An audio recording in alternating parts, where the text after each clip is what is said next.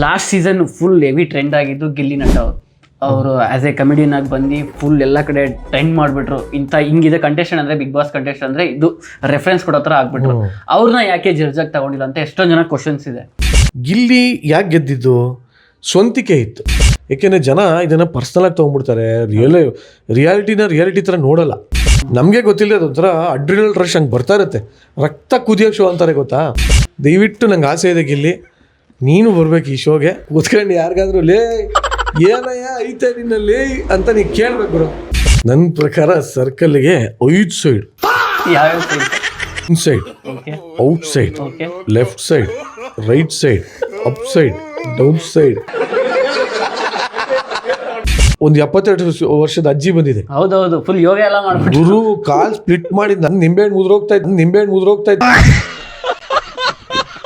ಮಾಡಿದ್ದೀನಿ. ನಮ್ಮ ತಾಯಣ್ಣ ನನ್ನ ಕೇಳೋದು ಈಗ ಏನು ಅಪ್ಲಿಕೇಶನ್ಸ್ ಬಂದಿದೆಯಲ್ಲ, ಇದ್ರ ಡಬಲ್ 3 ಬರುತ್ತೆ ಅಂತ ಕಾನ್ಫಿಡೆನ್ಸ್. 100% ನಾನು ಅಪ್ಲೈ ಮಾಡ್ತೀನಿ. ಅಲ್ಲ ಯಾಕೆ ಗೊತ್ತಾ, ಅದಕ್ಕೆ ನಾನು ಹೇಳೋದು. ಇನ್ನೊಂದಷ್ಟು ರೂಮರ್ಸ್ ಇದೆ ಇವಾಗ ಯಾರು ಅಮ್ಕು ಡುಮ್ಕು ಅವ್ನು ಯಾರೋ ಇನ್ಸೈಡ್ ಔಟ್ ಸೈಡ್ ಇವರೆಲ್ಲ ಕರೆಸ್ತಾರೆ, ಸುಮ್ಮನೆ ಇವಾಗ ಲವ್ ಮಾಡ್ತಾರೆ, ರಿಜೆಕ್ಟ್ ಮಾಡಿ ಅಂತವ್ರೆ.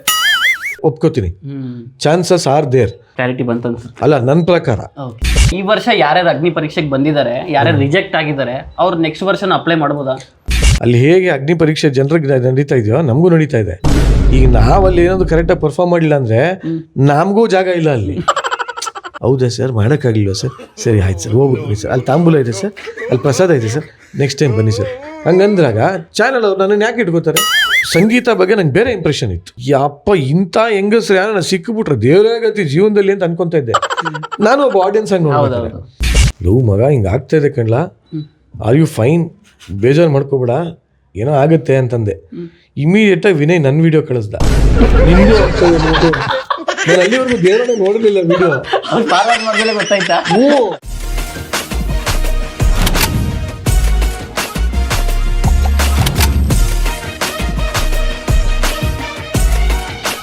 ಯಾವ ಒಬ್ಬ ಕಂಟೆಸ್ಟೆಂಟ್ ನಿಮಗೆ ತುಂಬಾ ಇಂಪ್ರೆಸ್ ಮಾಡಿದ್ರು ನಿಮಗೆ ಪರ್ಸನಲ್ ಆಗಿ? ದೀಕ್ಷಿತ್ತು, ಆಮೇಲೆ ಒಂದು ಉತ್ತರ ಕರ್ನಾಟಕದ ಹುಡುಗ ಇದ್ದಾನೆ, ಇಳಕಲ್ ಹುಡುಗ, ಸಿದ್ಧಗಂಗಾ ಮಠದಲ್ಲಿ ಓದಿದವನು, ಅವನ ಹೆಸರೇ ನೆನಪಾಗ್ತಿಲ್ವಲ್ಲ, Kiran Shastri.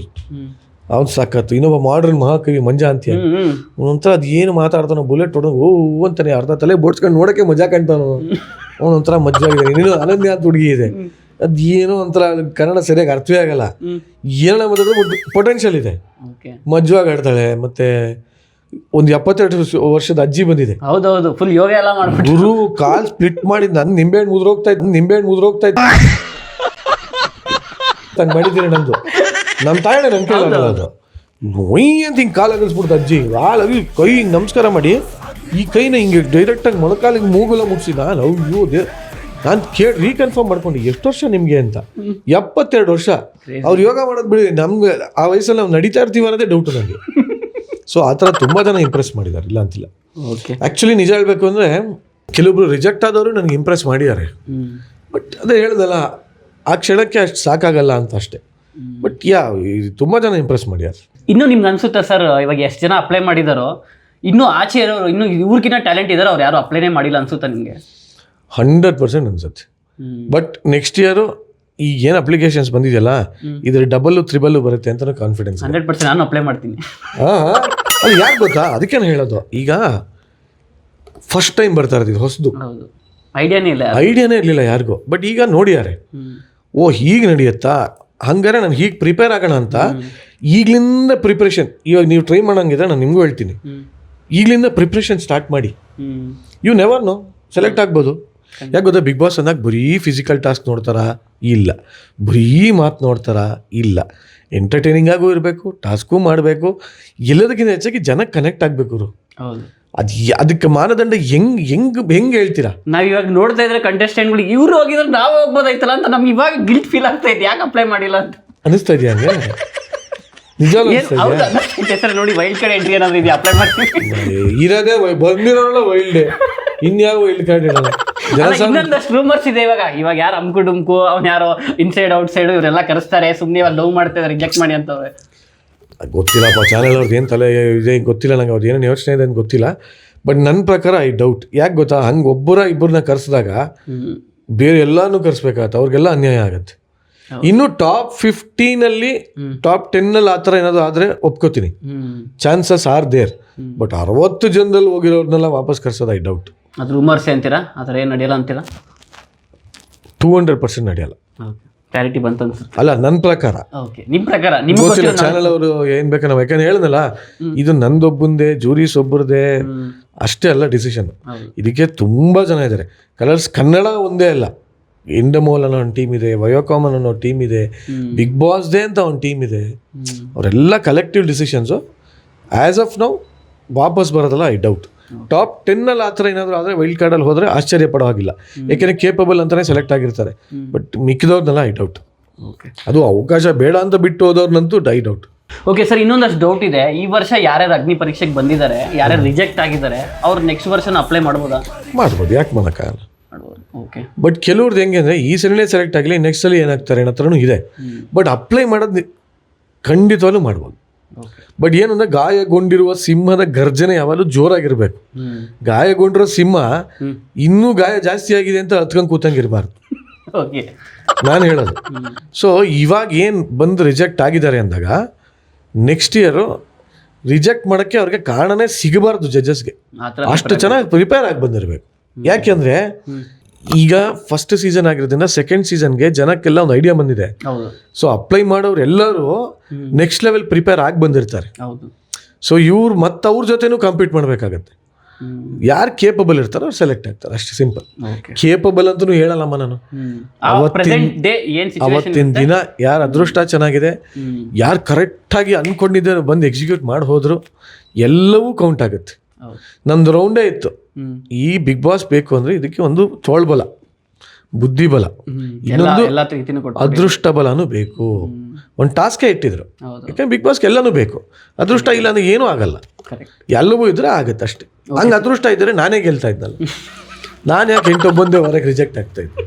Okay sir, next question. ಇವಾಗ 4 ಜನ ಜಡ್ಜಸ್ ಇದ್ದಾರೆ, ನಿಮ್ಮ ಫೇವ್ರೆಟ್ ಯಾರು? ಅದ್ರಲ್ಲಿ 4 ಜನ ಹೇಳ್ಬೇಕು ಒಂದು ಎಲ್ಲ ನೀವು ಇವ್ರು ಸ್ವಲ್ಪ ಪರವಾಗಿಲ್ಲಪ್ಪ ಆನೆಸ್ಟ್ ಆಗಿದ್ದಾರೆ ಅಂತ ಅಂದ್ರೆ ಕಂಪೇರಿಟಿವ್ಲಿ. ನಾನು ಒಬ್ಬ ಇವರೆಲ್ಲ ಬೇರೆಯವರೆಲ್ಲ ಇದಂತಲ್ಲ, ಹಂಗಲ್ಲ. ಈಗ ಆನೆಸ್ಟ್ ಆಗಿಲ್ಲ ಅಂದ್ರೆ ಮಜಾ ಇಲ್ಲ ನಿಮ್ಗೊಂದು, ಇನ್ಕ್ಲೂಡಿಂಗ್ ನನ್ನ ಜಡ್ಜಸ್ನ ಸೇರಿಸ್ಕೊಂಡು ಹೇಳ್ತಾ ಇದ್ದೀನಿ. ಅಲ್ಲಿ ಹೇಗೆ ಅಗ್ನಿ ಪರೀಕ್ಷೆ ಜನರಿಗೆ ನಡೀತಾ ಇದೆಯೋ ನಮಗೂ ನಡೀತಾ ಇದೆ. ಈಗ ನಾವಲ್ಲಿ ಏನಾದ್ರು ಕರೆಕ್ಟಾಗಿ ಪರ್ಫಾರ್ಮ್ ಮಾಡಿಲ್ಲ ಅಂದ್ರೆ ನಮಗೂ ಜಾಗ ಇಲ್ಲ ಅಲ್ಲಿ. ಈಗ ಈ ತರ ಒಂದು ಫಾರ್ಮೆಟ್ ರೆಡಿ ಆಗಿದೆ, ನೀವು ಹಿಂಗೆ ಮಾಡಿ ಅಂತ ಎಕ್ಸ್ಪೆಕ್ಟೇಷನ್ ಇಟ್ಟು ನಮ್ಮನ್ನು ಕರ್ಸಿದ್ದಾರೆ. ಜಡ್ಜಸ್ ಆಗಿರ್ಬೋದು, ನಾನಾಗಿರ್ಬೋದು, ಆ್ಯಂಕರ್ ಆಗಿರ್ಬೋದು, ಇಲ್ಲಿ ಪ್ರತಿಯೊಬ್ಬರು ಮುಖ್ಯನೇ. ಈಗ ನಾವು ಆ ಥರ ಮಾಡಲಿಲ್ಲ ಅಂದಾಗ, ಇವಾಗ ನಾನು ಯಾರೋ ಬಂದರು ತುಂಬ ಏನು ಹೌದಾ ಸರ್ ಮಾಡೋಕ್ಕಾಗಲಿಲ್ವ ಸರ್, ಸರಿ ಆಯ್ತು ಸರ್ ಹೋಗ್ಬಿಟ್ಟು ಬನ್ನಿ ಸರ್, ಅಲ್ಲಿ ತಾಂಬೂಲ ಇದೆ ಸರ್, ಅಲ್ಲಿ ಪ್ರಸಾದ ಇದೆ ಸರ್, ನೆಕ್ಸ್ಟ್ ಟೈಮ್ ಬನ್ನಿ ಸರ್, ಹಂಗಂದ್ರಾಗ ಚಾನಲ್ ಅವ್ರು ನನ್ನನ್ನು ಯಾಕೆ ಇಟ್ಕೋತಾರೆ? ಕರೆಕ್ಟ್. ಅವ್ರ ಎಕ್ಸ್ಪೆಕ್ಟೇಷನ್ ಏನು? ಅವಕಾಶ ದೊಡ್ಡದಾಗಿದೆ, ಸಿಕ್ಕಿರೋ ಅವಕಾಶನ ಬಳಸ್ಕೊಳ್ಳಿ, ಇಲ್ವಾ ಬೈದ್ ಕಳಿಸ್ತಾ ಇರಿ ಅಂತ. ನನಗೂ ಫಸ್ಟ್ ಟೈಮ್ ಇದು ಅಲ್ವಾ, ಅವ್ರ ಜೊತೆ ನಾನು ಕಲಿತಾ ಇದ್ದೀನಿ. ಸೊ ಏನಾದ್ರು ತಪ್ಪಿದ್ರು ಒಟ್ಟಿಗೆ ಕಲಿ, ದಯವಿಟ್ಟು ನಾನು ಕಲಿತಾ ಇದ್ದೀನಿ. ಆ್ಯಕ್ಚುಲಿ ನಿಜ ಹೇಳ, ಪರ್ಸನಲ್ ಫೇವ್ರೆಟ್ ಅಂತ ಹೇಳಲ್ಲ, ಹೇಗೆ ಬಿಗ್ ಬಾಸ್ ಅನ್ನೋ ಒಂದು ಆ್ಯಂಗಲ್ಲು ಮನುಷ್ಯನ ಯೋಚನೆಗಳನ್ನ ಚೇಂಜ್ ಮಾಡುತ್ತೆ ಅಂದರೆ ಇಂಪ್ರೆಷನ್ಸ್. ನಾನು ಏನೋ ಅಂದ್ಕೊಂಡಿದ್ದೆ ವ್ಯಕ್ತಿನ ಒಳಗೊಂದ್ಮೆ ಏನೋ ಅಂತ ಆಗುತ್ತಲ್ವಾ, ಆ ಥರ ನನಗೆ ಜೂರೀಸಲ್ಲಿ ಇಂಪ್ರೆಷನ್ ಚೇಂಜ್ ಆಗಿದ್ದ ವ್ಯಕ್ತಿ ಹೆಸರು ಬೇಕಾದ್ರೆ ಹೇಳ್ಬೋದು. ಸಂಗೀತ ಬಗ್ಗೆ ನಂಗೆ ಬೇರೆ ಇಂಪ್ರೆಷನ್ ಇತ್ತು. ಏನು ಹುಡುಗಿ ಎಲ್ಲದಲ್ಲೂ ಕಿರಿಕು, ಎಲ್ಲದಲ್ಲೂ ಜಗಳ. ನಾನು ಆ ಸೀಸನಲ್ಲಿ ಇರಲಿಲ್ವಲ್ಲ, ನಾನು ಸಂಗೀತನ ನಾನು ವ್ಯೂವರ್ಸ್ ಆಗಿ ನೋಡಿದ್ದೆ, ಆಡಿಯನ್ಸ್ ಆಗಿ ನೋಡಿದ್ದೆ, ಒಟ್ಟಿಗೆ ನಾವು ಯಾವತ್ತೂ ಕೆಲಸ ಮಾಡಿರಲಿಲ್ಲ. ಬಟ್ ಅಲ್ಲಿ ಬಂದಾಗ ನಂಗೆ ಅನಿಸಿದ್ದು ಬಲವಾದ ನಿಲುವಿದೆ ಆ ಹುಡುಗಿಗೆ. ಅಂದರೆ ಏನೋ ಒಂದು ಹೇಳಿದಾಗ ಯಾರು ಏನು ಅನ್ಕೋತಾರೆ ಎಲ್ಲ ಜಾಸ್ತಿ ಯೋಚನೆ ಮಾಡಲ್ಲ, ಅನ್ಸಿದಂಗೆ. ಆಮೇಲೆ ಪಟ್ಟಿಡ್ದು ಕೂತ್ಬಿಡುತ್ತೆ ಹುಡುಗಿ, ಬೇರೆ ಯಾರು ಮಾತು ಕೇಳಲ್ಲ. ನಾನು ಅನ್ಕೊಂಡೆ, ಓಹ್ ಮೈ ಗಾಡ್, ಏನು ಗುರು ಇದು, ಇಷ್ಟೊಂದು ಸ್ಟ್ರಾಂಗ್ ಒಪಿನಿಯನ್ನ ಅಂತ. And she is very sweet at the same time. ನಾವು ಅಂದ್ಕೊಂಡಿದ್ದು ಯಪ್ಪ ಇಂಥ ಹೆಂಗಸ್ರು ಯಾರು ಸಿಕ್ಕಿಬಿಟ್ರೆ ದೇವರೇ ಗತಿ ಜೀವನದಲ್ಲಿ ಅಂತ ಅನ್ಕೊತಾ ಇದ್ದೆ ನಾನು, ಒಬ್ಬ ಆಡಿಯನ್ಸ್ ಆಗಿ. ಬಟ್ ಅಲ್ಲಿ ಬಂದಾಗ ಅನಿಸ್ತದೆ, ನೀವು ನಂಬಲ್ಲ, ನಾನು ಊಟ ತೊಗೊಂಡೋಗೋದೇ ಬಿಟ್ಬಿಟ್ಟಿದ್ದೀನಿ. ಯಾಕೆಂದರೆ ನಂಗೆ 4 ಜನ ಏನೋ ತರಿಸ್ತಾನೆ ಇರ್ತಾರೆ, ಜಾಸ್ತಿ ತರಿಸೋದೇ ಸಂಗೀತ. ನನಗೆ ಅಂತ ಪಾಪ ತರಿಸ್ತಾರೆ ಸಪ್ರೇಟಾಗಿ, ಅಷ್ಟು ಕ್ಲೋಸ್ ಆಗಿಬಿಟ್ಟಿದ್ವಿ. ಸೊ ನನಗೆ ಒಪಿನಿಯನ್ ಚೇಂಜ್ ಆಯಿತು. ಶಿ ಇಸ್ ವೆರಿ ಸ್ವೀಟ್ ಅಂತ. ಹಂಗೆ ಇಷ್ಟ ಅಂತ ತೊಗೊಂಡ್ರೆ ಆಬ್ವಿಯಸ್ಲಿ ನಂಗೆ ಶ್ರುತಿ ಮ್ಯಾಮ್ ತುಂಬ ಇಷ್ಟ, ನಮ್ಮ ವಿನಯ್ ಇಷ್ಟ, ಚಂದನ್ನು ನಾನಂತೂ ರೆಸಾರ್ಟ್ಗೆ ಅವ್ರ ಹೋಮ್ ಸ್ಟೇ ಎಲ್ಲ ಸೇರ್ತಾನೆ ಇರ್ತೀವಿ, ಎಲ್ಲರೂ ಕ್ಲೋಸೇ. ಹೊಸ ಪರಿಚಯ ಅಂದರೆ ನಂಗೆ ಸಂಗೀತ ಓಕೆ, ನಿಮ್ಗೆ ಅವ್ರ ಮೇಲೆ ಏನಿತ್ತು ಇಂಪ್ರೆಷನ್, ನೀವು ಅವ್ರ ಚೇಂಜ್ ಆಯ್ತು, ಕಂಪ್ಲೀಟ್ ಆಗಿ ಚೇಂಜ್ ಆಯ್ತು. ಓಕೆ ಸರ್, ನೆಕ್ಸ್ಟು ಇವಾಗ ಜನರಿಗೆ ಕ್ಲಾರಿಟಿ ಇನ್ನೊಂದ್ಸತಿ, ಇವಾಗ 60 ಜನದಲ್ಲಿ ಜಸ್ಟ್ 3 ಜನ ಹೋಗ್ತಾ ಇದಾರಂತ, 3 ಜನನೇ ಇನ್ನೂ ಏನೋ ಚಾನ್ಸಸ್ ಇದೆಯಾ? 3 ಜನಕ್ಕಿಂತ ಜಾಸ್ತಿ ಎಷ್ಟು ಜನ ಬೇಕಾಗಿತ್ತು ನಿಮ್ಗೆ? ಏನು ಆನ್ಸರ್ ಬೇಕಾಗಿತ್ತು? ನಾವು ತೆಲುಗು ಶೋ ನೋಡಿರೋ ಪ್ರಕಾರ ಫಾರ್ಮೆಟ್, ನಾನು ತೆಲುಗುನು ವಾಚ್ ಮಾಡ್ತೀನಿ, ಅದನ್ನು ನೋಡಿದ್ದೀನಿ. ತೆಲುಗು ಎಷ್ಟು ಜನ ಹೋಗಿದ್ರು? 5 ಜನ ಹೋಗಿದ್ದಾರೆ. ಓಕೆ, ಸದ್ಯಕ್ಕೆ ಅಷ್ಟೇ ಹೇಳಕ್ಕಾಗೋದು. ಓಕೆ, 3 ಜನ. ಓಕೆ ಸರ್, ನೆಕ್ಸ್ಟು ಇನ್ನೊಂದಷ್ಟು ಆಡಿಯನ್ಸ್ ಪಾಪ ಕ್ವಶನ್, ಅವ್ರು ಯಾರೋ ಕವಿ ಇದಾರಲ್ಲ ಸರ್, ಅರ್ಧ ತಲೆ ಬೋಡಿಸಿದಾರೆ, ಯಾವಾಗ ಫುಲ್ ಓಡಿಸ್ತೀರಾ ಅಂತ, ಮೋಕ್ಷ ಯಾವಾಗ ಕೊಡ್ತೀರಾ ಅವ್ರ ಪಾಪ? ಗೊತ್ತಿಲ್ಲ, ಮೋಸ್ಟ್ಲಿ ಶೋ ಒಳಗೆ ಇರುತ್ತೆ. ಸೆಲೆಕ್ಟ್ ಆದರೆ ಓಕೆ, ಸೆಲೆಕ್ಟ್ ಆದರೆ ಶೋ ಒಳಗೆ, ಇಲ್ಲ ಅಂದ್ರೆ ಧರ್ಮಸ್ಥಳನೋ ತಿರುಪತಿನೋ ಕುಕ್ಕೆನೋ ಇಲ್ಲ ಯಾವ್ದೋ ಬಂಡಿ ಮಾತಾಡೋಣ ಯಾವ್ದು, ಓಕೆ, ಸೆಲೆಕ್ಟ್ ಆದರೆ ಶೋ ಒಳಗೆ, ಇಲ್ಲ ಅಂದ್ರೆ ಆಚೆ ಕಡೆ ದೇವಸ್ಥಾನದಲ್ಲಿ. ನಿಮ್ಗೆ ಏನ್ ಅನ್ಸುತ್ತೆ ಸರ್ ಈ ವರ್ಷ ಅಗ್ನಿ ಪರೀಕ್ಷೆ? ಚೆನ್ನಾಗಿದೆ. ನಿಮ್ಗೆ ಎಷ್ಟು ಚಾಲೆಂಜಿಂಗ್ ಅನಿಸ್ತೈತೆ ನಿಮ್ಗೆ ಹೋಸ್ಟ್ ಮಾಡೋದಕ್ಕೆ? ಸಖತ್ತಾಗಿದೆ. ಚಾಲೆಂಜಿಂಗ್ ಅನ್ನೋಕ್ಕಿಂತ ಏನು ಗೊತ್ತಾ, ಈಗ ನಾನು ಸಾಕಷ್ಟು ರೀತಿಯ ಹೊಸ ಹೊಸ ಶೋಗಳನ್ನ ಮಾಡಿಬಿಡ್ತೀನಿ. ಏನು ನನಗೇನು ಅಂದರೆ ಐ ಆಮ್ ವೆರಿ ಲಕ್ಕಿ. ಕೆಲವು ಸಲ ಎಲ್ಲ ಹೊಸದಾಗಿ ನನ್ನಿಂದನೇ ಫಸ್ಟ್ ಸೀಸನ್ ಸ್ಟಾರ್ಟ್ ಆಗಿದೆ, ಕೆಲವೊಂದು ಮಾಡಿಬಿಟ್ಟಿರೋ ಸೀಸನ್ ಎಲ್ಲ ನಾನು ಮಾಡಿದ್ದೀನಿ, ಎಲ್ಲವೂ ಆಗಿದೆ. ಆ್ಯಂಡ್ ಕನ್ನಡದ ಎಲ್ಲ ಚಾನೆಲ್ಗಳಲ್ಲೂ ಕೆಲಸ ಮಾಡಿಬಿಟ್ಟಿದ್ದೀನಿ ನಾನು, ಇನ್ಕ್ಲೂಡಿಂಗ್ ನ್ಯೂಸ್. ಬಟ್ ಪ್ರತಿಯೊಂದು ಶೋನು ಅದರದೇ ಆದ ರೀತಿಯಲ್ಲಿ ಹೊಸದಾಗಿರುತ್ತೆ. ಬಟ್ ಬಿಗ್ ಬಾಸ್ ಅಂತ ಬಂದಾಗ it is bigger than any reality show. ಯಾಕೆಂದರೆ ಜನ ಇದನ್ನು ಪರ್ಸ್ನಲಾಗಿ ತೊಗೊಂಡ್ಬಿಡ್ತಾರೆ, ರಿಯಾಲಿಟಿ ಥರ ನೋಡಲ್ಲ. ಏನೋ ನಮ್ಮ ಮನೆಯವರೇ ಏನೋ ಅನ್ನೋ ಥರ ನೋಡ್ತಾರೆ. ಅವರು ಮನೇಲೇ ಕೂತ್ಕೊಂಡು ಜೊತೆಗೆ ಆ ಭಾವನೆಗಳ ಜೊತೆ ಅವರು ಪಾಸ್ ಆಗ್ತಾ ಇರ್ತಾರೆ. ಸೊ ಈ ಥರ ಒಂದು ಶೋ, ಆ ಬಿಗ್ ಬಾಸ್ ಅನ್ನೋದು ಹೆಸರು ಜೊತೆ ನಂದು ಹೋಸ್ಟ್ ಅಂತ ಬಂದಾಗ ಭಾಳ ಖುಷಿಯಾಗುತ್ತೆ. ಸೊ ಅಗ್ನಿ ಪರೀಕ್ಷೆ ಅಂತ ಹೆಸರು ಅದೊಂಥರ ಭಾಳ ಹಾರ್ಶ್ ಆಗಿರೋದು. ಅದರಲ್ಲಿ ನನಗೆ ಓಕೆನಾ ಇದು, ನಾನು ಕೇಳಿದೆ ಚಾನಲನ್ನು, ವೈ ಮೀ? ಯಾಕೆಂದ್ರೆ ನಂದು ಇಮೇಜ್ ಹೇಗಿದೆ, ನನ್ನ ಹತ್ರದಲ್ಲಿರೋ ಗೊತ್ತು ನಾನು ಒಂದು ಸ್ವಲ್ಪ ಸೀರಿಯಸ್ಸೇ ಅಂತ. ಬಟ್ ಸಾಧ್ಯ ಆದಷ್ಟು ಎಲ್ಲರೂ ನಗಿಸ್ಕೊಂಡು ಖುಷಿಯಾಗಿರ್ತೀನಿ. ಶೋನಲ್ಲಂತೂ ನಗ್ಸೋದೇ ನನ್ನ ಕೆಲಸ, ನನಗೆ ಅದೇ ಇಷ್ಟ. ಬಟ್ ಇಲ್ಲಿ ಇಷ್ಟು ಸೀರಿಯಸ್ ಆಗಿರೋದು ಆಗುತ್ತಾ ನಿಮ್ಮ ಕೈಯಲ್ಲಿ ಅನ್ನೋದು ನನಗೆ ಡೌಟ್ ಇತ್ತು. ಬಟ್ ಅಲ್ಲಿ ಆ ಫಾರ್ಮೆಟ್ ಹೆಂಗಿರುತ್ತೆ ಅಂದರೆ, ಆ ಎನ್ವೈರ್ಮೆಂಟ್ ಆ ಥರ ಕ್ರಿಯೇಟ್ ಆಗೋಗಿರುತ್ತೆ. ಸೊ ಬೈ ಡಿಫಾಲ್ಟ್ ನಾವು ಅದು ಆ್ಯಕ್ಟ್ ಮಾಡೋ ಅವಶ್ಯಕತೆನೇ ಇಲ್ಲ. ನಮಗೆ ಗೊತ್ತಿಲ್ಲ, ಅದೊಂಥರ ಅಡ್ರಿನಲ್ ರಶ್ ಹಂಗೆ ಬರ್ತಾ ಇರುತ್ತೆ, ರಕ್ತ ಕುದಿಯೋ ಶೋ ಅಂತಾರೆ ಗೊತ್ತಾ, ಆ ಥರ. ನೀವು ಆ್ಯಕ್ಚುಲಿ ದಯವಿಟ್ಟು ಖಂಡಿತವಾಗಿ ಪ್ಲೀಸ್ ಒಂದಿನ ಶೂಟಿಂಗಿಗೆ ಬರಬೇಕು. ಸೊ ಅಲ್ಲಿ ಏನಾಗುತ್ತೆ, ನೋಡೋರು 1 hour ನೋಡ್ತಾ ಇರ್ತಾರೆ, ಬಟ್ ನಮ್ಗೆ ಅದು 24 ಗಂಟೆ ಶೂಟ್ ಆಗ್ತಾ ಇರುತ್ತಲ್ಲ, ಅದು ಹೆಂಗಿರುತ್ತೆ ಆ ಫೈರು, ಆ ಬ್ಲಡ್ಡು, ಆ ರಶ್ಶು, ಒಂದೊಂದು ಕ್ಷಣನೂ ಯಾರೋ ಹೋಗೇ ಬಿಡ್ತಾರೆ ಇದೇನು ಮನೆಗೆ ಅನ್ನೋದು, ಇದೆಲ್ಲ ಇದ್ದಾಗ ಒಂಥರ ಮಜ್ಜಾ ಇರುತ್ತೆ. ಸೊ ನನಗೊಂಥರ ತುಂಬ ಹೊಸದು. ಸರ್ ನೆಕ್ಸ್ಟ್ ಕ್ವಶನ್ನು, ನೀವು ನೋಡ್ಬೋದು ಸೋಷಿಯಲ್ ಮೀಡಿಯಾದಲ್ಲಿ ನೀವು ಅಬ್ಸರ್ವ್ ಮಾಡಿರ್ಬೋದು, ಜಡ್ಜಸ್ ಅಲ್ಲಿ ಇವಾಗ 4 ಜನ ಇದ್ದಾರೆ. Last season full heavy trend ಆಗಿದ್ದು ಗಿಲ್ಲಿ ನಟ ಅವರು ಆಸ್ ಎ ಕಮಿಡಿಯನ್ ಆಗಿ ಬಂದು ಫುಲ್ ಎಲ್ಲ ಕಡೆ ಟ್ರೆಂಡ್ ಮಾಡಿಬಿಟ್ರು. ಹಿಂಗಿದೆ ಕಂಟೆಸ್ಟೆಂಟ್ ಅಂದರೆ, ಬಿಗ್ ಬಾಸ್ ಕಂಟೆಸ್ಟೆಂಟ್ ಅಂದರೆ ಇದು ರೆಫರೆನ್ಸ್ ಕೊಡೋ ಥರ ಆಗ್ಬಿಟ್ರು. ಅವ್ರನ್ನ ಯಾಕೆ ಜಡ್ಜ್ ಆಗಿ ತಗೊಂಡಿಲ್ಲ ಅಂತ ಎಷ್ಟೊಂದು ಜನ ಕ್ವಶನ್ಸ್ ಇದೆ, ಅದಕ್ಕೇನು ಉತ್ತರ? ಈ ಉತ್ತರ ಕೊಡೋಕೆ ನಾನು ಸರಿನೇ ಇಲ್ಲ. ಯಾಕೆ ಗೊತ್ತಾ, ಫಸ್ಟ್ ಆಫ್ ಆಲ್ ನನ್ನನ್ನು ಯಾಕೆ ಸೆಲೆಕ್ಟ್ ಮಾಡಿದ್ರು ಅಂತಲೇ ನನಗೆ ಗೊತ್ತಿಲ್ಲ. ಅವ್ರನ್ನ ತಗೊಂಡಿಲ್ಲ ಅಂತ ಹೆಂಗೆ ಹೇಳಲಿ ನಾನು? ನಮಗೇನು ಪಾಲಿಗೆ ಬಂದಿದ್ದು ಪಂಚಾಮೃತ. ಈ ಥರ ಒಂದು ಅವಕಾಶ ಕೊಟ್ಟಾಗ ಕರೆದಾಗ ಖುಷಿ ಆಯಿತು. 2-3 ಸಲ ಕೇಳಿದುಂಟು, ಓಕೆನಾ, ನಾನೇ ಫೈನಲ್ಲ, is it, are you really sure? They set ಇಲ್ಲಿ ನಮ್ಗೇನು ಹಾರ್ಷಾಗೇ ಇರಬೇಕು ಅಂತನೂ ಇಲ್ಲ, ಅಥವಾ ಬರೀ ಕಾಮಿಡಿನೇ ಮಾಡಬೇಕು ಅಂತಿಲ್ಲ, ನಮಗೆಲ್ಲವೂ ಮಿಕ್ಸ್ಚರ್ ಬೇಕು. ಸೊ ನೀವು ರಿಯಲ್ ಆಗಿ ಏನಿದ್ದೀರ ಹಂಗೆ ಇರಿ, ನಮ್ಗೆ ನೀವು ಇಷ್ಟ ಅಂತಾನೆ ನೀವು ಬೇಕು ಅಂದರು. ನನಗೆ ಯಾವಾಗಲೂ ಅಷ್ಟೇ, ನನಗೆ ನೀವೇ ಬೇಕು, ನಿಮ್ಗೋಸ್ಕರನೇ ಈ ಶೋ ಮಾಡಬೇಕು ಅಂತ ಯಾರನ್ನ ಹೇಳಿದಾಗ ನಂಗೆ ತುಂಬ ಖುಷಿ ಆಗುತ್ತೆ. ಸೊ ಆ ಥರ ಬಂದಾಗ ಒಪ್ಕೊಂಡೆ. ಸೊ ಗಿಲ್ಲಿ ಯಾಕೆ ಇಲ್ಲ ಅನ್ನೋದು ನಂಗೆ ದೇವರನ್ನ ನನಗಂತೂ ಗೊತ್ತಿಲ್ಲ. ಬಟ್ ನಂಗೆ ಗೊತ್ತಿರೋ ಪ್ರಕಾರ he is very busy in movies and promotions. Otherwise ಮೊನ್ನೆ ಯಾವುದೋ ಗಿಲ್ಲಿದ ಇಂಟರ್ವ್ಯೂ ನೋಡ್ತಾ ಇದ್ದೆ, ಇದೇ ಕ್ವಶನ್ ಗಿಲ್ಲಿನ ಕೇಳಿದಾಗ ಭಾಳ ಚೆನ್ನಾಗಿ ಆನ್ಸರ್ ಮಾಡಿ ಗಿಲ್ಲಿ. ಎಲ್ಲ ಮಾಡೋಕ್ಕಾಗಲ್ಲ, ನನ್ನ ಜಾನರೇ ಅಲ್ಲ ಅದು ಅಂತ. ಬಟ್ ಹೇಳೋಕ್ಕಾಗಲ್ಲ. ನೆಕ್ಸ್ಟ್ ಇನ್ನೂ ಸಾಕಷ್ಟು ಸೀಸನ್ಗಳು ಬರುತ್ತಲ್ಲ, ಯಾವುದಾನ ಒಂದು ಸೀಸನಲ್ಲಿ ನನಗೂ ಆಸೆ ಇದೆ, ಗಿಲ್ಲಿನ ಒಂದ್ಸಲಿ ಕರೆಸ್ಬೇಕು ಅನ್ನೋ ಆಸೆ ನನಗೂ ಇದೆ. ಯಾಕೆ ಗೊತ್ತಾ, ನಿಜವಾದ ಜನಸಾಮಾನ್ಯರ ಟ್ರೀಟ್ ಮಾಡಿದಾಗ್ಲೂ ಜನ ಬೇಜಾರು ಮಾಡ್ಕೊಳ್ಳಲ್ಲ. ಈಗ ವಿನಯ್ ಮಾತಾಡಿದಾಗ ಅದು ಹಾರ್ಷ ಕಾಣುತ್ತೆ, ಶ್ರುತಿ ಮ್ಯಾಮ್ ಏನೋ ಅಂದಾಗ ಅದು ಫುಲ್ಲು ರೀಲ್ಸ್ಗಳಲ್ಲಿ ನೆಗೆಟಿವ್ ಹೋಗುತ್ತೆ, ಸಂಗೀತಂಗೆ ನೆಗೆಟಿವ್ ಆಗುತ್ತೆ. ನ್ಯೂಟ್ರಲ್ ಆಗಿ ಹಂಗೆ ನೋಡೋಕೆ ಇರೋದ್ರಲ್ಲಿ ಚಂದನ್ಗೆ ಏನು ಜಾಸ್ತಿ ಕಮೆಂಟ್ಸ್ ಬಂದಿಲ್ಲ, ಬ್ಯಾಡ್ ಕಮೆಂಟ್ಸು. ಬಟ್ ಗಿಲ್ಲಿ ಮಾತಾಡಿದಾಗ ಜನ ಅದನ್ನು ಟ್ರೋಲ್ ಮಾಡ್ತಾರಾ, ಅಥವಾ ಅದನ್ನು ನೆಗೆಟಿವ್ ಆಗಿ ತೊಗೊತಾರ, ಇಲ್ಲ ಪಾಸಿಟಿವ್ ಆಗಿ ತೊಗೊತಾರ ಅನ್ನೋ ನೋಡೋ ಆಸಕ್ತಿ ನನಗೇ ಇದೆ. ಬಟ್ ನನ್ನ ಪ್ರಕಾರ 100% ಪಾಸಿಟಿವ್ ಆಗೇ ತಗೊಂತಾರೆ. ಯಾಕಂದ್ರೆ ಗಿಲ್ಲಿನ ಜನ ತುಂಬ ಇಷ್ಟಪಟ್ಟಿದ್ದಾರೆ. ಬಟ್ ಇವಾಗ ಗಿಲ್ಲಿ ಯಾರಿಗೋ ಒಬ್ರಿಗೆ ಏನೋ ಹಿಂಗೆ ಮಾಡಿದೆ ಅಂತ ಅನ್ಕೋಣ, ಅವಾಗ ಗಿಲ್ಲಿನ ಜನ ಬೈತಾರ ಇಲ್ವಾ ನೋಡ್ಬೇಕು. ನಾನು ಅಪ್ಪಿ ನಿಮ್ಮ ವಿಡಿಯೋ ಯಾವ ಥರ ರೀಚ್ ಇದೆ ನಂಗೆ ಗೊತ್ತಿಲ್ಲ. ರೀಚ್ ಮಾಡ್ಸಿ ಗಿಲ್ಲಿ ಫ್ಯಾನ್ಸ್ ರೀಚ್ ಮಾಡ್ತಾರೆ. ಹೌದಾ, ಸರಿ ಆಯಿತು. ಈ ವಿಡಿಯೋ ಏನಾದರೂ ಗಿಲ್ಲಿ ತನಕ ರೀಚ್ ಆದರೆ ನನಗೊಂದು ಆಸೆ ಇದೆ, ಗಿಲ್ಲಿ ನೀನು ಬರಬೇಕು, ಈ ಸೀಸನ್ ಅಲ್ಲ ಇನ್ನೊಂದು ಯಾವುದೋ ಸೀಸನ್ ಅದು ಬರಬೇಕು, ಅದೇ ಜಡ್ಜ್ ಆಗಿ ಜಡ್ಜ್ ಆಗಿ ಒಂದು ಎಪಿಸೋಡ್ ಗೆಸ್ಟ್ ಆಗಿ ಏನೋ ಬರಬೇಕು. ಬಂದು ನೀನು ಹೇಳಬೇಕು ನಿಜವಾಗ್ಲೂ ಕೆಪಾಸಿಟಿ ಇಲ್ಲದಿರೋರ್ಗೆ ಯಾರಿಗೋ ಹೆಂಗಯ್ಯ ಬಂದೆ, ಹೆಂಗಯ್ಯ ಮಾಡೋಕ್ಕಾಯ್ತದೆ, ನಿನ್ನ ಹೋಯ್ತಾ ಇರು ಅಂತ ಹೇಳ್ಬೇಕು. ಆವಾಗ ಜನ ಹೆಂಗ್ ತಗೊಂತಾರೆ ನಾನು ನೋಡ್ಬೇಕದು ಆಸೆ ಇದೆ ನನಗೆ. ಬಟ್ ಈ ಸ್ವೀಟ್ ಭಾಳ ಬುದ್ಧಿವಂತ ಗಿಲ್ಲಿ, ಅದನ್ನು ಹೆಂಗೋ ತಿರುಗಿಸ್ಬಿಟ್ಟು ಕಾಮಿಡಿ ಮಾಡ್ಬಿಟ್ಟಿರ್ತಾನೆ ಅವನು. ಪ್ರಾಪರ್ಟಿ ಕಾಮಿಡಿಯಲ್ಲಿ ಪಂಟ್ರವರು. ಬಟ್ ನನಗೆ ನೋಡೋ ಆಸಕ್ತಿ ಇದೆ. ಗಿಲ್ಲಿ ನೀನು ಬರ್ಬೇಕಮ್ಮ, ನಂಗೆ ಆಸಕ್ತಿ ಇದೆ ಕಣಪ್ಪ, ನೋಡೋ ಆಸಕ್ತಿ ಇದೆ ನಂಗೆ. ಓಕೆ ಬ್ರೋ, ನೀವು ರಿಪ್ಲೈ ಮಾಡಿ ಏನು ಹೇಳ್ತೀರ? ಗಿಲ್ಲಿ ರಿಪ್ಲೈ ಮಾಡ್ತಾರೆ ಇಲ್ಲ, ಫ್ಯಾನ್ಸ್ ಫುಲ್ಲು ಮಾಡ್ತಾರೆ, ನಿನ್ನ ಯಾವನ ಹೇಳ ಇಲ್ಲ ನಿನ್ನ ಹೇಳಿ.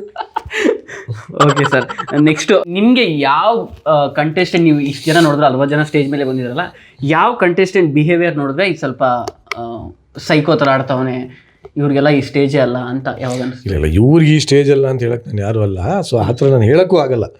ನಾನು ಹೇಳಿದ್ನಲ್ಲ ಅವಾಗಲೇ, ಈಗ ನನಗೆ ಇಷ್ಟ ಆಗದಿರ್ಬೋದು, ಬಟ್ ಯಾರಿಗೋ ಬೇರೆಯವ್ರಿಗೆ ಇಷ್ಟ ಆಗ್ಬೋದು. ಅದನ್ನ ನೋಡ್ತಾ ನೋಡ್ತಾ ನಮಗೂ ಅನ್ಸ್ಬೋದು, ಹೌದಲ್ವಾ ನಾನು ಹೆಂಗೆ ಯೋಚನೆ ಮಾಡ್ತೀನಿ. ಯಾಕಂದ್ರೆ ನೋಡೋ ಆಡಿಯನ್ಸ್ಗೂ ಸರ್ ಹಿಂಗೆ ಆಡಿದ್ರೇನೆ ನಮ್ಮನ್ನು ಕರೀತಾರೆ, ನಾನು ರಾಂಗ್ ಮೆಸೇಜ್ ಹೋಗುತ್ತೆ. ಹಂಗೆ ನೋಡೋಕೆ ಹೋದಾಗ ಏನಾಗುತ್ತೆ ಗೊತ್ತಾ, ಇವಾಗ ಬಿಗ್ ಬಾಸನ್ನೇ ತಗೊಳ್ಳಿ ನೀವು, ಒಂದು ಸೀಸನ್ನು ಮಾತೇ ಆಡಲಿಲ್ಲ, ಬರೀ ಅವನು ಒಳ್ಳೆತನದಿಂದ ಅವ್ನು ಇದರಿಂದ ಎಲ್ಲರ ಮನಸ್ಸನ್ನ ಗೆದ್ದು ವಿನ್ ಆಗಿದ್ದು ಹನುಮಂತು. ಮಾತೇ ಆಡಿಲ್ಲ, ಎಲ್ಲಿ ಬೇಕೋ ಅಷ್ಟು ಮಾತ್ರ ಮಾತಾಡಿರೋದು. ಇಮ್ಮಿಡಿಯೇಟ್ ನೆಕ್ಸ್ಟ್ ಸೀಸನ್ನು ನಮ್ಮ ಗಿಲ್ಲಿ ಮಾತೇ ನಿಲ್ಲಿಸಿಲ್ಲ, ಎಲ್ಲ ಕಡೆ ಮಾತು ಕಿತಾಪತಿ ಹೆಂಗ್ಸೇ ಅನ್ನೋದು, ನೀನು ಯಾವಲ್ಲ ಅನ್ನೋದು, ನಾನು ಫಳಾರ್ ಅನ್ನೋದು, ಮಾತೇ ನಿಲ್ಲಿಸಿಲ್ಲ. ಅವರು ವಿನ್ ಆಗ್ತಾರೆ. ಇನ್ನೊಂದು ಯಾವುದೋ ಒಂದು ಸೀಸನಲ್ಲಿ ಫಿಸಿಕಲ್ ಟಾಸ್ಕ್ ಮಾಡ್ಕೊಂಡು ವಿನ್ ಆದವ್ರು ಇದ್ದಾರೆ. ನಾನು ಹೇಳೋದು ವೆರೈಟಿ. ಇವಾಗ ಯಾರೋ ಒಬ್ಬ ಹನುಮಂತು ಗೆದ್ದ, ಯಾರೋ ಒಬ್ಬ ಗಿಲ್ಲಿ ಗೆದ್ದ, ನಾವು ಹಂಗೇ ಆಡಬೇಕು. ನೋ, ಒಂದೊಂದು ಸೀಸನಲ್ಲಿ ಒಬ್ಬೊಬ್ಬರು ವ್ಯಕ್ತಿತ್ವ ಒಬ್ಬೊಬ್ರಿಗೆ ಬೇರೆ ಬೇರೆ ಥರ ಇಷ್ಟ ಆಗ್ಬೋದು. ಗಿಲ್ಲಿ ಯಾಕೆ ಗೆದ್ದಿದ್ದು? ಸ್ವಂತಿಕೆ ಇತ್ತು. ಅಂದರೆ ಇಷ್ಟು ವರ್ಷ ಬೇರೆ ಯಾರು ಸೀಸನಲ್ಲಿ ಮಾಡದೇ ಇರೋದನ್ನ ಗಿಲ್ಲಿ ಮಾಡಿದಾಗ ಜನಕ್ಕೆ ಹೊಸದು ಅನಿಸ್ತು. ಈಗ ಇನ್ನೊಬ್ಬ ಯಾರೋ ಬಂದ್ಬಿಟ್ಟು ಸೇಮ್ ಗಿಲ್ಲಿ ಥರನೇ ಮಾತಾಡ್ದ, ಅಥವಾ ಹನುಮಂತು ಥರನೇ ತುಂಬ ಇನೋಸೆಂಟ್ ಹತ್ರನೇ ನಾಟಕ ಮಾಡ್ದ. ಹನುಮಂತು ನಾಟಕ ಮಾಡ್ದಂತಲ್ಲ, ಹನುಮಂತು ಥರ ಇವನೇನೋ ಮಾಡೋಕ್ಕೆ ಹೋದ, ವರ್ಕ್ ಆಗಲ್ಲ. ಅದು ಕಾಪಿ ಆಡಿ ನೋಡಿಬಾರ್ದು, ಒರಿಜಿನಾಲಿಟಿ. ಕಾಪಿ ಆದರೆ ಏನಾಗುತ್ತೆ ಗೊತ್ತಾ, ಜನರೇ ಹೇಳ್ಬಿಡ್ತಾರೆ, ಇಲ್ಲ ಇವ್ನು ಸೇಮ್ ಹಂಗೆ ಮಾಡ್ತಾವ್ ಕಣ್ಲಾ, ಬೇಡವೇ ಬೇಡ ಕಣ್ಲಾ, ಬುಲೆ ಡೌ ಕಣ್ಲಾ ಅಂತ. ಅವರ 2 ಸೆಕೆಂಡಲ್ಲಿ ಇವತ್ತಿಗೇನು ರೀಲ್ 30 ಸೆಕೆಂಡ್ಸಲ್ಲಿ ಜಾಯಮಾನ ನಿರ್ಧಾರ ಮಾಡಿಬಿಡ್ತಾರೆ. ಸೊ ಯುನೀಕ್ ಆಗಿದ್ದಷ್ಟು ಒಳ್ಳೇದು. ಹೊಸದಾಗೇನೋ ಜನ ನೋಡಿದಾಗ ಯಾರಿಗೂ ಒಂದು ಮೆಂಟಲ್ ಮಗ ಒಂಥರ ಬೇರೆ ಥರನೇ ಇದ್ದಾನೆ ಇವನು ಅಂತ ಅದು ಇಷ್ಟ ಆಗುತ್ತೆ ಅಷ್ಟೇ. ಇನ್ನೊಬ್ಬರನ್ನ ಹಂಗೆ ಅನುಕರಣೆ ಮಾಡಿದಾಗ ಯಾವತ್ತೂ ವರ್ಕ್ ಆಗಲ್ಲ ಅದು. ಖಂಡಿತ ಸರ್. ಲಾಸ್ಟ್ ಇವಾಗ ಟ್ರೆಂಡಿಂಗಲ್ಲಿರೋದು ನಿಮ್ಮ ಪ್ರಕಾರ ಸರ್ಕಲ್ಗೆ ಎಷ್ಟು ಸೈಡ್ಸು? ನನ್ನ ಪ್ರಕಾರ ಸರ್ಕಲ್ಗೆ 5 ಸೈಡ್. ಯಾವ್ಯಾವ side? Inside, okay, outside, okay, left side, right side, up side, down side. ಸರಿ, 7-8 ಆಗೋಯ್ತು. 8 10 ಬೇಕಾದ್ರೆ ಹೇಳ್ತೀನಿ. This side, that side. Sir, ಇವಾಗ ಎಕ್ಸಾಕ್ಟ್ ಆಗಿ ನಮ್ಮ ಆಡಿಯನ್ಸ್ಗೆ ಎಕ್ಸ್ಪ್ಲೇನ್ ಮಾಡಿ ಅವತ್ತು ಏನು ನಡೀತು, ಏನು ನಡೀತು ಅಂತ ನಂಗೆ ದೇವರನ್ನ ಗೊತ್ತೇ ಇಲ್ಲ ಗುರು. ಯಾಕೆಂದ್ರೆ ಅದು ಫಸ್ಟ್ ಆಫ್ ಆಲ್ ಅದು ನಡೀತಾನೇ ನೆನಪಿರ್ಲಿಲ್ಲ. ವೈರಲ್ ಆದಾಗಲೇ ಗೊತ್ತಾಗಿದೆ ಯಾವ್ದಲ್ಲ ಇದು ಸಡನ್ ವೈರಲ್ ಆಗ್ಬಿಟ್ಟಿದೆ, ಏನಾಗಿತ್ತು ತೆಗಿರಿ ಕ್ಲಿಪ್ಪು ಅಂತ. ಯಾಕೆಂದ್ರೆ ಫ್ರಾಕ್ಷನ್ ಆಫ್ ಸೆಕೆಂಡ್ ಅಲ್ಲಿ ಹೋಗಿದ್ದು. ಹೌದು, ಎಲ್ಲಿ ನೋಡಿದ್ರು ಎಲ್ಲರೂ ಅದನ್ನ ಕಂಪನಿಗಳು ದೊಡ್ಡ ಸ್ಟಾರ್ ಸ್ಪೋರ್ಟ್ಸ್ ಎಲ್ಲ ಇನ್ಸೈಡ್ ಅಂದ್ರೆ ಕಾಮ್ ಆಗಿರೋದು, ಔಟ್ ಸೈಡ್ ಅಂದ್ರೆ ನಮ್ಮ ಯಾತ್ರಿ ಪೇಜಲ್ಲಿ ಹಾಕ್ಯಾರೆ, ಕಾಂಗ್ರೆಸ್ ಪೇಜಲ್ಲಿ ಹಾಕ್ಯಾರೆ, ಬಿಜೆಪಿ ಅವ್ರು ಹಾಕಿದ್ದಾರೆ. ಇವು ದೇವ್ರೆ. ಸೊ ಅವತ್ತು ಏನಾಯ್ತು ಅಂದ್ರೆ it was a normal question. ಏನೋ ನಡೀತಾ ಇತ್ತು ಹಿಂಗೆ, ಏನಕ್ಕೆ ಸೆಲೆಕ್ಟ್ ಮಾಡಬೇಕು, ಏನಕ್ಕೆ ನಿಮ್ಮನ್ನ ಇದು ಮಾಡಬೇಕು ಅಂತ. ಆ ಹುಡುಗ ತುಂಬಾ ಆಟಿಟ್ಯೂಡಲ್ಲಿ ನಾನು ಇರೋದೇ ಹಂಗೆ, ನನಗೆ ನಿಮ್ಮ ಕ್ವಶನೇ ತಪ್ಪು ರೀ ಅಂದ. ಹೌದಾ ಅಂತ ನಾನು ನೋಡ್ತಾ ಇದ್ದೆ. ಜೂರೀಸ್ ಅವಾಗ ಇದ್ಯಾ ಹಿಂಗೆ ಕೇಳ್ತಾನಲ್ಲ ಅಂದ್ಬಿಟ್ಟು ಅವ್ರು ಕ್ವಶನ್ಸ್ ಕೇಳಕ್ಕೆ ಸ್ಟಾರ್ಟ್ ಮಾಡಿದ್ರು. ನಮ್ಮ ವಿನಿ ಅದು ಏನಾಯ್ತೋ ಏನೋ ಗೊತ್ತಿಲ್ಲ, ಸಡನ್ ಆಗಿ ಈ ಕ್ವಶನ್ ಕೇಳ್ಬಿಟ್ಟ. ಒಂದು ಸೆಕೆಂಡ್ ನಾವು ಯೋಚನೆ ಮಾಡ್ತಾ ಇದ್ವಿ, ಹಿಂಗೆ ಕೇಳ್ಬಿಟ್ಟಲ್ಲ ಇವನು ಅಂತ. ನಾನು ಯೋಚನೆ ಮಾಡಿದೆ, ಗುರು ನನಗೆ ಗೊತ್ತಿರೋ ಪ್ರಕಾರ ಅಂತೂ ಇಲ್ಲ, ಬಟ್ ಹೊಸದಾಗಿ ಯಾವ್ದಾರ ಹೊಸ ಥಿಯರಿ, ಹೊಸ ಗೂಗಲ್ ಪ್ರಕಾರ ಇರ್ಬೋದು. ಈಗ ನಾನು ಅಪ್ಪಿ ಹೇಳೋದು, ಆಮೇಲೆ ನನ್ನ ಮುಖಕ್ಕೆ ಯಾವನ ಗೊತ್ತಿದ್ದು ಮಾತಾಡ ಅಂತಂದ್ರೆ ಯಾಕೆ ಬೇಕು ಸುಮ್ಮನೆ ನಿಂತಿದ್ದೆ. ಆಮೇಲೆ ಟ್ರೋಲ್ ಆಯ್ತು ಓ ಹಿಂಗೆ ಅಂತ. ಬಟ್ ಕೇಳಿದೆ, ನಿಜವಾಗ್ಲೂ ಕೇಳಿದೆ ವಿನಯ್ನ, ಫೋನ್ ಮಾಡಿದೆ, ಲವ್ ಮಗ ಹಿಂಗೆ ಆಗ್ತಾ ಇದೆ ಕಣ್ಲಾ, ಆರ್ ಯು ಫೈನ್, ಬೇಜಾರು ಮಾಡ್ಕೋಬೇಡ, ಏನೋ ಆಗುತ್ತೆ ಅಂತಂದೆ. ಇಮಿಡಿಯೇಟಾಗಿ ವಿನಯ್ ನನ್ನ ವಿಡಿಯೋ ಕಳಿಸ್ದ, ನಿಂದು ಆಗ್ತದೆ ನೋಡು. ನಾನು ಅಲ್ಲಿವರೆಗೂ ಬೇರೆ ನೋಡಿರ್ಲಿಲ್ಲ ವಿಡಿಯೋ, ಫಾರ್ವರ್ಡ್ ಮಾಡ್ದಲೇ ಗೊತ್ತಾಯ್ತಾ ಎಲ್ಲರಿಗೂ ಆಗ್ತದೆ. ನಾನೇನೋ ಅವ್ನಿಗೆ ಸಾಂತ್ವನ ಮಾಡತ್ರ ಕಳ್ಸಿದ್ದೀನಿ, ವಾಪಸ್ ಕೇಳ್ತಾ ನಿನ್ ನೋಡ್ಕೊ ಫಸ್ಟು ಅಂದ. ಹೌದಾ ಮಗ ಇರು ನೋಡ್ದೆ ಅಂದ. ನೋಡ್ಬಿಡು, ಅಯ್ಯೋ ನಂದು ಟ್ರೋಲ್ ಆಗ್ತಾ ಇದೆಯಾ ಅಂತ ಒಬ್ರಿಗೊಬ್ರು ಸಮಾಧಾನ ಮಾಡ್ಕೊಂಡ್ವಿ. ಬಟ್ ಆಮೇಲೆ ಅಂದ್ಕೊಂಡ್ವಿ ಓಲಿ ಬಿಡ್ಲಾಗ ಹೆಂಗೋ ಹೆಸರು ಬರ್ತಾ ಇದೆ, ಫೇಮಸ್ ಆಗ್ತಾ ಇದೆ, ಆಗ್ಲಿ ಬಿಡು. ಅವನು ತುಂಬಾ ಲೈಟಾಗಿ ತಗೊಂಡಿದ್ದಾನೆ, ನಾನಂತೂ ನನ್ನ ತಲೆಗೆ ತಗೊಂಡಿಲ್ಲ. ನಾನು ಹೇಳ್ದೆ ಕಾಮೆಂಟೇ ಹಾಕ್ಬಿಟ್ಟಿದ್ದೀನಿ, ಮಜ್ಜಾಗಿದೆ ಗುರು ಸಕ್ಕದ ಮಾಡಿದ್ಯಾ ಅಂತ. ಯಾಕಂದ್ರೆ ಇವು ಇತ್ತವಲ್ಲಿ ಎಷ್ಟು ಮಾಡಿಲ್ಲ. ನಂಗೆ ಖುಷಿನೇ, ಇನ್ನು ಪರವಾಗಿಲ್ಲ, ನನ್ನ ಹೆಸರು ಹೆಂಗೋ ಓಡ್ತಾ ಇದೆ, ಒಂದಷ್ಟು ಜನಕ್ಕೆ ನನ್ನ ಇನ್ನೂ ರೀಚ್ ಮಾಡ್ತಾ ಇದ್ದಾರೆ, ಮಾಡ್ರಪ್ಪ ಅಂತ. ಓಕೆ ಸರ್, ಇನ್ನೊಂದು ನೀವು ಒಂದು ಮೂಮೆಂಟಲ್ಲಿ ಎಮೋಷನಲ್ ಆದರೆ ಈ ಸ್ಟೇಜ್ ಸಿಗೋದು ಎಲ್ಲರಿಗೂ ಸಿಗೋದಿಲ್ಲ ಅಷ್ಟು ಈಸಿಯಾಗಿ, ತುಂಬಾ ಎಫರ್ಟ್ಸ್ ಹಾಕ್ಬೇಕಂತ. ನಮ್ಗಿಂತ ವೇದಿಕೆ ಸಿಗಕ್ಕೆ ಎಷ್ಟು ಕಷ್ಟಪಟ್ಟಿದ್ದೀವಿ ನಮಗೆ ಗೊತ್ತದು. ಏನ್ ಅನ್ಕೊಂಡಿದ್ರು ಈ ವೇದಿಕೆ ಏನ್ ಇಷ್ಟು ಈಸಿ ಅನ್ಕೊಂಡಿದ್ದೀರಾ? ಅದನ್ನು ಇಟ್ಕೊಂಡು ಇವಾಗ ನೆಗೆಟಿವ್ ಆಗಿ ಟ್ರೋಲ್ ಮಾಡ್ತಾ ಇದ್ದಾರೆ, ಅದಕ್ಕೆ ನಿಮ್ಗೆ ಏನು ಹೇಳ್ತೀರಾ? ಅದನ್ನೂ ಇಟ್ಕೊಂಡಿಲ್ಲ, ಅದನ್ನೇ ಇಟ್ಕೊಂಡು ಹೇಳ್ದಲ್ಲ ಏನಾಗುತ್ತೆ ಗೊತ್ತಾ, ನಿಜವಾಗ್ಲೂ ನನಗೆ ನಾನು ಕೆಲವೆಲ್ಲ ಮಾತಾಡೋದು ಎಲ್ಲರಿಗೂ ಇಷ್ಟ ಆಗಬೇಕು ಅಂತ ಏನಿಲ್ಲ. ಹೌದು, ಈಗ ನಾನು ನಗಿಸ್ದಾಗ ಬೇಕಾದ್ರೆ ಎಲ್ಲರಿಗೂ ಇಷ್ಟ ಆದರೆ ನನಗೆ ಖುಷಿ ಆಗುತ್ತೆ. ಬಟ್ ಈ ಥರ ಕೆಲವೆಲ್ಲ ಏನೋ ಒಂದು ಅರ್ಥಗರ್ಭಿತವಾಗಿ ಮಾತಾಡಿದಾಗ, ವ್ಯಾಲಿಡ್ ಪಾಯಿಂಟ್ ನಾನು ಏನೋ ಮಾತಾಡಿದಾಗ ನನಗೆ 100% ಗೊತ್ತು ಅದು ಎಲ್ಲರಿಗೂ ಇಷ್ಟ ಆಗಲ್ಲ. ನೋಡೋರ್ಗೆ ಇವನು ಏನು ದೊಡ್ಡ ಕೇಸ್ ದಬಾಕಿದ್ದಾನೆ ಅಂತ ಹೇಳ್ತಾ ಇದ್ದಾನೆ ಅಂತ. ಹಂಗೆ ನೋಡೋಕವ್ರೆ ಎಲ್ಲ ದೊಡ್ಡ ದೊಡ್ಡ ಸಾಧಕರ ಟೀಚರ್ಸು ಅವರೇ ಸಾಧಕರಾಗೋದಾಯ್ತಲ್ಲ. ಕರೆಕ್ಟ್. ಅವ್ರು ಬರೀ ಹೇಳ್ಕೊಟ್ರು. ಒಂದು ಗುರುಗಳು ಏನು ಹೇಳ್ತಾರೆ, ಏನೋ ಇಂಥದ್ದು ಮಾಡಪ್ಪ ಅಂತ ಹೇಳಿದಾಗ ಯಾರು ಶಿಷ್ಯ ಅದನ್ನು ಹೌದಲ್ವಾ ಅಂತ ತಿಳ್ಕೊಂಡು ಅವನೇನೋ ಸಾಧನೆ ಮಾಡಿದಾಗ ದೊಡ್ಡವನಾಗ್ತಾನೆ. ನನಗೂ ಅಷ್ಟೇ, ಇವಾಗ ನನ್ನ ಜೀವನದಲ್ಲಿ ಸಾಕಷ್ಟು ಏನೇನೋ ಏಳು ಬೀಳು ಎಲ್ಲ ಆಗಿದೆ.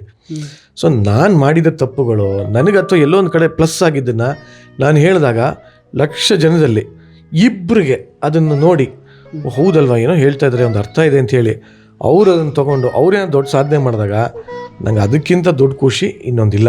ಸೊ ನಾನು ಈ ಟ್ರೋಲ್ ಆಗೋದ್ರ ಬಗ್ಗೆ ಅಷ್ಟು ಯೋಚನೆ ಇಲ್ಲ ನನಗೆ. ನನಗೇನು ಅಂದರೆ ನಾನು ಏನೋ ಒಂದು ಹೇಳಿದಾಗ 1000 ಟ್ರೋಲ್ ಆಗಲಿ, ಜನ ಆಡ್ಕೊಳ್ಳಿ, ಬೇಜಾರಿಲ್ಲ. ಬಟ್ ಯಾರೋ ಒಂದು ಇಬ್ಬರು ನಿಜವಾಗ್ಲೂ ಸಾಧನೆ ಮಾಡಬೇಕು ಅಂತ ಇರ್ತಾರಲ್ಲ, ಅವ್ರು ಆ ಮಾತು ನೋಡಿ ಹೌದಲ್ವಾ ಇವರೇನೋ ಹೇಳ್ತಾ ಇದ್ದಾರಲ್ವಾ, ನಾನೇನೋ ಅದನ್ನು ತೊಗೊಂಡು ನಿಜವಾಗ್ಲೂ ಸಖತ್ತಾಗಿ ತೊಗೊಂಡು ಸೀರಿಯಸ್ ಆಗಿ ತೊಗೊಂಡು ಸಾಧನೆ ಮಾಡೋಣ ಅಂತ ಮಾಡಿ ನಾಳೆ ದಿನ ಅವರೇ ನನ್ನ ಹತ್ರ ಬಂದು ನಿಮ್ದು ಆ ಮಾತೇನೋ ಕೇಳಿದೆ, ನನಗದು ಟ್ರಿಗರ್ ಆಯಿತು, ಸೊ ನಾನು ಇವತ್ತು ಈ ಥರ ಮಾಡಿದ್ದೀನಿ, ಥ್ಯಾಂಕ್ ಯು ಅಂತ ಏನೋ ಬಂದು ಹೇಳಿದಾಗ I will be the most happiest person. So ಆ ಕ್ಷಣ ನನಗೆ ಖುಷಿ ಕೊಡುತ್ತೆ. ಟ್ರೋಲು ಇನ್ನೊಂದು ಏನಕ್ಕೆ ನನಗೆ ನಾನು ಹೇಳ್ದಲ್ಲ, ನನ್ನ ಕೆಲಸ ಏನು ಜನರಿಗೆ ಮನೋರಂಜನೆ ಕೊಡೋದು, ಅವ್ರ ಮನಸ್ಸು ಖುಷಿಯಾಗಿದೆಯಾ ಅಂತ ನೋಡೋದು. ಟ್ರೋಲ್ ಮಾಡೋದ್ರಿಂದ ಅವ್ರಿಗೆ ಖುಷಿ ಆಗುತ್ತಾ? ಆಗಲಿ, ಒಟ್ಲಲ್ಲಿ ಖುಷಿ ಹಂಚೋ ಕೆಲಸ ತಾನೆ, ನಾನು ಖುಷಿ ಹಂಚ್ತಾ ಇದ್ದೀನಿ ಅನ್ಕೊಂಡು ಖುಷಿಯಾಗಿರ್ತೀನಿ ಅಷ್ಟೇ. Okay sir, thank you so much sir. ಇಷ್ಟೆಲ್ಲ ಪ್ರಶ್ನೆಗಳಿಗೆ ನೀವು ಸಮಾಧಾನ ಕುತ್ಕೊಂಡು ಎಲ್ಲ ಉತ್ತರ ಕೊಟ್ಟಿದ್ದಕ್ಕೆ, ನಮ್ಮ ಆಡಿಯನ್ಸ್ಗೂ ಎಷ್ಟೊಂದು ಡೌಟ್ಸ್ ಇತ್ತು ಅದೆಲ್ಲ ಕ್ಲಾರಿಫೈ ಮಾಡೋದಕ್ಕೆ ತುಂಬ ಥ್ಯಾಂಕ್ ಯು ಸೋ ಮಚ್. ಮತ್ತೆ ನೆಕ್ಸ್ಟ್ ವೀಕು ಸಿಗೋಣ, ಇದೇ ಥರ ಇನ್ನೊಂದಷ್ಟು ಕ್ವಶನ್ ಗುಡ್ಡೆ ಹಾಕೊಂಡು ಬಂದಿರ್ತೀನಿ. ಅವಾಗ ನಿಮ್ಮ ಟೈಮ್ ಸಿಕ್ಕಿದ್ರೆ ಇನ್ನೊಂದು ಇಂಟರ್ವ್ಯೂ ಮಾಡಿ ಇದೇ ಥರ. ಆಯ್ತು, ಇಲ್ಲ ನೆಕ್ಸ್ಟ್ ವಿನಯ್ ಮಾಡಬೇಕು. ನೀವು ಕೊಡ್ಬೇಕು ಆಪರ್ಚುನಿಟಿ. 100% ಅವ್ನಿಗೆ ಏನೇನಿದೆಯೋ ಹೇಳೋಕ್ಕೆ ಆ ಇಂಟರ್ವ್ಯೂ ನೋಡೋಕೆ ನಾನೇ ಕಾಯ್ತಾ ಇದ್ದೀನಿ. ಓಕೆ, ಬಿಕಾಸ್ ನಾವು ಸುಮ್ಮನೆ ಜನರಲ್ ಆಗಿ ಮಾತಾಡ್ತಾ ಇರ್ತೀವಿ, ಇಷ್ಟು ಡೀಪ್ ಆಗಲ್ಲ ಯಾವತ್ತೂ ಮಾತಾಡಿಲ್ಲ. ಯಾವತ್ತೂ ಅಂದರೆ ಈ ಶೋ ಬಗ್ಗೆ ಯಾವತ್ತೂ ಮಾತಾಡಿಲ್ಲ, ಯಾಕೆಂದರೆ ಏನೋ ಟೆನ್ಷನ್ ಇರ್ತೀವಿ, ಅವನೇನೋ ಟೆನ್ಷನ್ ಇರ್ತಾನೆ, ಆಗಿಲ್ಲ. So next I want you to interview Vinay. Sure. ಓಕೆನಾ? But anyway thank you. ಏನು ಚಾನಲ್ ಹೆಸರು? ಮ್ಯಾಡಿ ಮಧು ಚಾನಲ್ ಹೆಸರೇ ಅದ? ಹೌದಾ, ಸರಿ. ಮ್ಯಾಡಿ ಮಧು ವೀಕ್ಷಕರಿಗೆಲ್ಲ ಈ ಇಷ್ಟೊಂದಾಗ ಮಾತಾಡ್ಸಿದ್ದನ್ನು ನೋಡಿದ್ದು ನಿಮಗೆ ಇಷ್ಟ ಆಗಿದ್ರೆ ಲೈಕ್ ಮಾಡಿ, ಶೇರ್ ಮಾಡಿ, ಕಮೆಂಟ್ ಮಾಡಿ. ಇಲ್ಲಾಂದ್ರೆ ಉಗಿಯವ್ರಿಗೆ ಹೇಳೋದೇ ಬೇಡ, ಅವ್ರ ಪದಗಳು ಉಗಿತಾ ಇರ್ತಾರೆ, ಖುಷಿಯಾಗಿ. ಗೈಸ್, ನೆಕ್ಸ್ಟ್ ಎಪಿಸೋಡಲ್ಲಿ ನಿರಂಜನ್ ಬ್ರೋ ಪ್ರಾಮಿಸ್ ಮಾಡ್ದಂಗೆ ವಿನಯ್ ಗೌಡ್ರನ್ನ ಕರ್ಕೊಂಡ್ ಬರ್ತೀವಿ. ನಿಮ್ಗೆ ಏನೇನು ಕ್ವಶನ್ ಕೇಳಬೇಕು ವಿನಯ್ ಅವ್ರಿಗೆ ಅದನ್ನ ಕಮೆಂಟ್ ಮಾಡಿ, ಖಂಡಿತವಲ್ಲ ಅದನ್ನ ಕೇಳ್ತೀನಿ. ಏನಿಲ್ಲ, ಒಂದೇ ಕಮೆಂಟ್, ಸರ್ಕಲ್ಗೆ ಎಷ್ಟು ಸೈಡ್ ಇದೆ ಅಷ್ಟೇ. ಈ ವೀಕ್ ಇನ್ನೊಂದು ಹೊಸ ಯಾವ್ದನ್ನ ಕಾಂಟ್ರವರ್ಸಿ ಬರುತ್ತೆ. ಗೊತ್ತು, ಇವ್ ನೆವರ್ ನೋ, ಅವನ ಹಂಗೆ ಏನೇನಿದೆಯೋ ಅಂತ ಗೊತ್ತಿಲ್ವಲ್ಲ. ಖಂಡಿತವಾಗ್ಲೂ ಆಗಲಿ. ಸೊ ಥ್ಯಾಂಕ್ ಯು ಬಂದು ಮಾತಾಡಿ ಇಷ್ಟೋ ತನಕ ಮಾತಾಡ್ಸಿದ್ದಕ್ಕೆ. ಆ್ಯಂಡ್ ಮ್ಯಾಡಿ ಮಧು ಚಾನಲ್ ಯಾರ್ಯಾರೆಲ್ಲ ಸಬ್ಸ್ಕ್ರೈಬ್ ಮಾಡಿದ್ದಾರೆ ಅವರೆಲ್ಲ Niranjan Deshpande YouTube channel subscribe ಮಾಡಿ, ಲೈಕ್ ಮಾಡಿ, ಶೇರ್ ಮಾಡಿ. ಖಂಡಿತವಾಗ್ಲೂ ಮಾಡ್ತಾರೆ. ನಿರಂಜನ್ ದೇಶಪಾಂಡೆ ಅವ್ರದ್ದು ಮತ್ತೆ ಯಶಸ್ವಿನಿ ದೇಶಪಾಂಡೆ ಅವ್ರದ್ದು ಇಬ್ಬರದ್ದು ಚಾನಲ್ ಇದೆ, ಅವ್ರದ್ದು ಸಬ್ಸ್ಕ್ರೈಬ್ ಮಾಡಿ. Thank you sir, thank you for your time. Thank you so much guys. Hope ಈ ವಿಡಿಯೋ ನಿಮ್ಗೆ ಇಷ್ಟ ಆಗಿದೆ ಅನ್ಕೊಂತೀನಿ. ವಿಡಿಯೋ ಇಷ್ಟ ಆಗಿದ್ರೆ ಪ್ಲೀಸ್ ಲೈಕ್ ಮಾಡಿ, ಶೇರ್ ಮಾಡಿ, ಹಾಗೆ ನಮ್ಮ ಚಾನಲ್ ಇನ್ನೂ ಸಬ್ಸ್ಕ್ರೈಬ್ ಮಾಡಿದ್ರೆ ಸಬ್ಸ್ಕ್ರೈಬ್ ಮಾಡಿ. Thank you so much. ಮತ್ತೆ ನೆಕ್ಸ್ಟ್ ವಿಡಿಯೋ ಸಿಗೋಣ. ಟೇಕ್ ಕೇರ್, ಬಾಯ್ ಬಾಯ್.